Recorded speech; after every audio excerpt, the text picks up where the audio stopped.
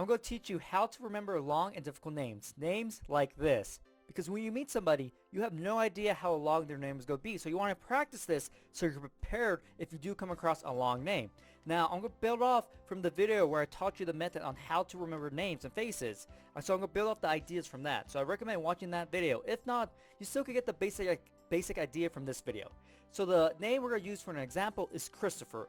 Now, when you look at Christopher, you might not have a single image that represents that whole name. And that's the main problem that you're going to have when you come across long names. You're going to look at them, you're like, man, I can't think of an image that's going to represent the whole name in its entirely. And so that's something that you have to overcome. And that's what I'm going to show you how to do exactly. So take Christopher. What you want to do is you want to break down the name into smaller pieces. So you're going to have multiple images. And that's the only way you're really going to be able to remember long and difficult names. Is by breaking those names down into smaller images. So take Christopher.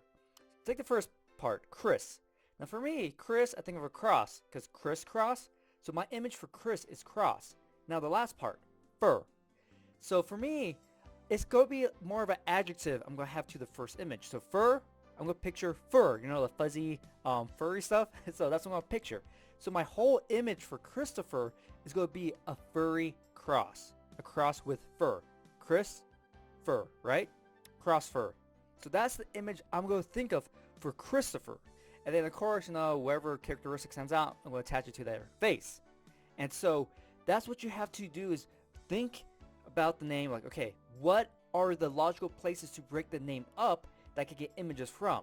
Because if you have a longer name and you're just trying to break it up just into smaller chunks because you don't want to deal with bigger, you know, chunks because, you know, you might think it's more complicated to come up with images, you're going to have a problem. Just break up the name wherever it's going to give you images to work with.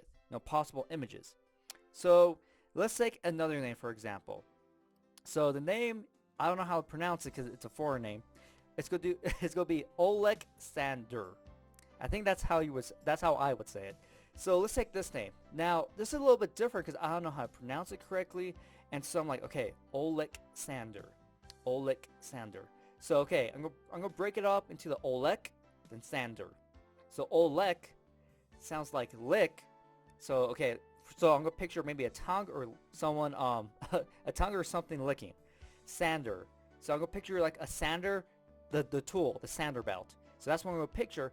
So maybe I picture the sander licking the person's characteristic that I picked out on the person's face. Okay? So now let's go back to the actual screen. So this is that person I was talking about, the Oleg Sander. So maybe I picture the sander licking his hat. So that's what I would picture in order to remember his name. So for, you know, if I see him later on, you know, for this, I see the red hat. I'm like, oh, red hat. There was a sander licking his hat. Oh yeah, Oleg Sander. And so there we go. So it's going to take time for you to kind of maybe develop the skill of breaking the name down into smaller images. But the only way you're going to do this is by practicing. So get a whole bunch of long names. You know, Google long names or difficult names, anything like that, and start practicing breaking them down.